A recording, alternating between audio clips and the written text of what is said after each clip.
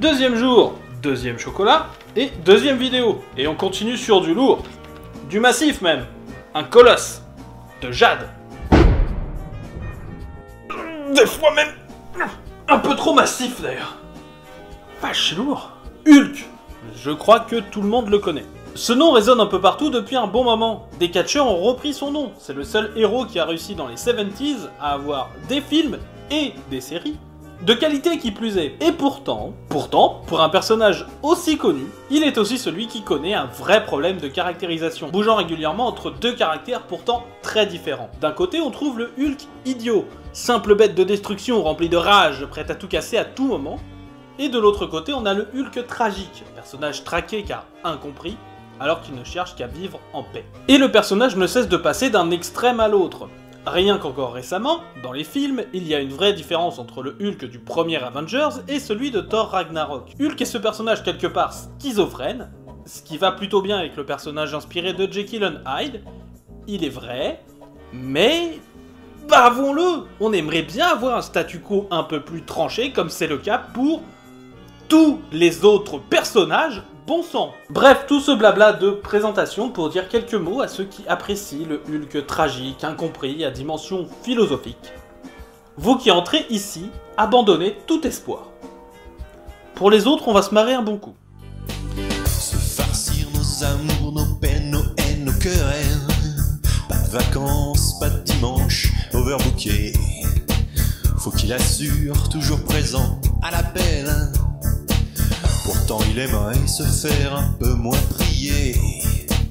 Quand il descend là du ciel, ce sera pas toujours pour se marrer. Son sale sourire d'éternel s'effacera quand il verra l'étendue de vos péchés. Vous l'aurez compris, ça ne va pas être très sérieux aujourd'hui. Ça tombe bien, les comics de Noël sont un très beau moment pour faire de l'humour. Le soir de Noël, le couple Banner... Ah, il s'est maquillé avec Black Widow? Bon. Ça, c'est fait. Donc, Betty Ross et Bruce Banner passent Noël ensemble et s'offrent leurs cadeaux. Les gens sont bien au niveau des dessins que la joie est pas fondamentalement présente. Oh, la jolie cafetière qui ressemble à une Nespresso. Oui, on fait confiance à l'entreprise Georges Clooney pour flouter les noms de marque. Bon, dans ce cas-là, j'avoue, ça marche pas tip-top, hein. Mais d'habitude, ça marche plutôt bien. La censure Georges Clooney. What else?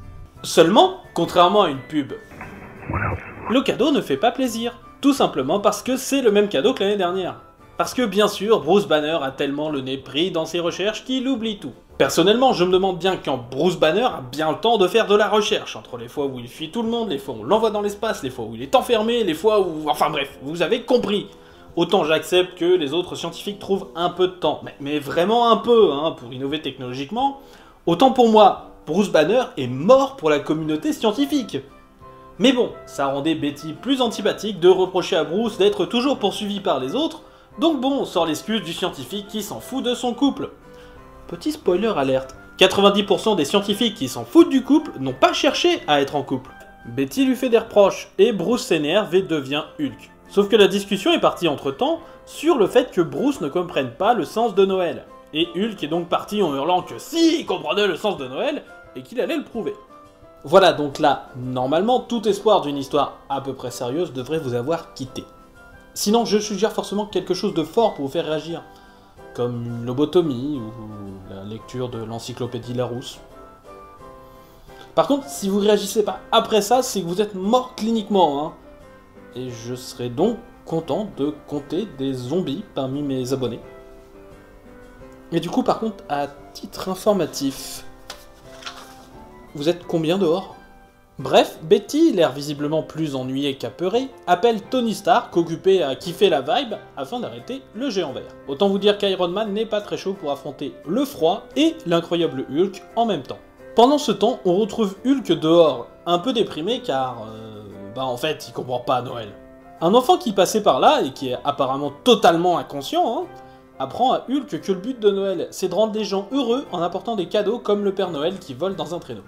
Ça va mal finir. Je vous conseille de vous protéger un peu. Voilà. Bon, reprenons la lecture. Un groupe de personnes fait du porte-à-porte en chantant des chants de Noël. Puis Hulk atterrit en plein milieu, pour chanter lui aussi. Et forcément tout le monde commence à citer du Monty Python. Puis Hulk aperçoit une lumière dans le ciel. Forcément cela ne peut être que... le Père Noël, non? Il saute donc pour le rencontrer, mais il s'agit en fait d'un avion. Heureusement pour les passagers du vol 747 pour « On ne vous reverra plus jamais », Iron Man commence à tataner le Hulk. Si le premier coup fonctionne bien grâce à la gravité, le second, beaucoup moins bien. Dis-moi, est-ce que t'aurais pas choisi de parler de ce comics que parce que Tony Stark se fait frapper? Moi? Mais jamais, enfin c'est... Bon ok, tu me connais trop bien, c'est chiant à force. Hulk continue donc son œuvre de Noël en détruisant les murs d'une maison pour leur offrir des cadeaux. Pour l'enfant, il offre un loup, parce qu'il est certain que les enfants souhaitent tous avoir un chien. Il offre aussi une voiture compactée au père, parce que les hommes aiment les voitures. Bah et la mère, elle a rien en cadeau? Bah, je suis un peu soulagé qu'elle ait rien eu en fait, parce que ça risquait d'être une foutue mauvaise idée au vu des clichés précédents, hein. Mais le fait qu'elle ait rien est un cliché en lui-même, au vu qu'on l'oublie totalement. Enfin bref, je pense que les éditeurs ont pas voulu prendre le risque de voir ce que Hulk aurait pu lui ramener. L'armée a entre-temps lancé une armée de robots contre le Colosse, mais cela ne fait rien à Hulk qui veut continuer à distribuer des cadeaux. D'ailleurs, il veut se servir d'un des tanks pour monter un sapin de Noël. Ok, à dire comme ça, la fraise a l'air supra-épique, mais en fait, visuellement, c'est assez quelconque. Puis Iron Man débanne, donne 2-3 coups à Hulk, qui a la bonne grâce de volter un peu dans un hilarant bruit de neige. Tout petit tout petit tout. Par un hasard extraordinaire, il tombe à côté de la maison du petit garçon du début, qui a eu le temps de lui faire un cadeau. Ce qui bien sûr calme Hulk et le retransforme en Bruce Banner. Mais non, il faut lui chanter la berceuse pour le transformer comme dans les... Je t'avais pas déjà tué, toi? Attends, ce serait pas toi le zombie qui regarde mes vidéos, toi? Bref, Bruce Banner, contrairement à ce qu'on pourrait s'attendre, ne meurt pas de froid torse nu sous la neige.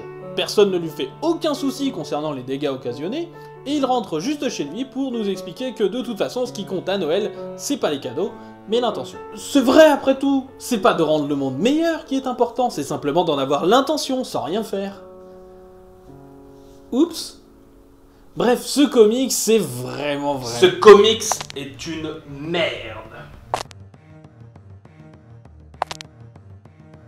Quoi? Ce comics est une merde, comme tous ceux de son espèce. Une honte lancée à la face de tous les comics du monde, produit sans aucune vision créative, et qui ne mérite qu'une chose. Être puni. Wow là mon gars, on se calme. Qu'est-ce que tu fais là? Je punis ce comics comme il le mérite. Tous les comics de Noël doivent être détruits quand ils insultent le monde des comics dans leur globalité. Ils méritent d'être punis. Oula, sois sérieux 2 secondes, tu te prends pour le Punisher des comics ou quoi? Ah, tu me reconnais? C'est cool. Tous les comics de Noël ne sont bons qu'à une chose. Allumer le feu de la cheminée. Mais jamais! Je reconnais que c'est pas une perle. Mes mains sont détruites, pas des livres. Et puis d'où ça vient cette idée que tous les comics de Noël sont de la merde? Ça fait 3 ans que je fais ce calendrier. J'ai lu plus d'1 millier de ce type d'histoire. Et je peux t'assurer que ce genre d'estimation à l'emporte-pièce sont parfaitement fausses. Et je peux te le prouver. Ah ouais. Et comment? Simple. Reste avec moi jusqu'à la fin de ce calendrier. Et je te montrerai tout ce que peut apporter un comics de Noël. D'accord. Mais si cela ne me plaît pas, je te punirai en même temps que tes histoires. Deal? Deal.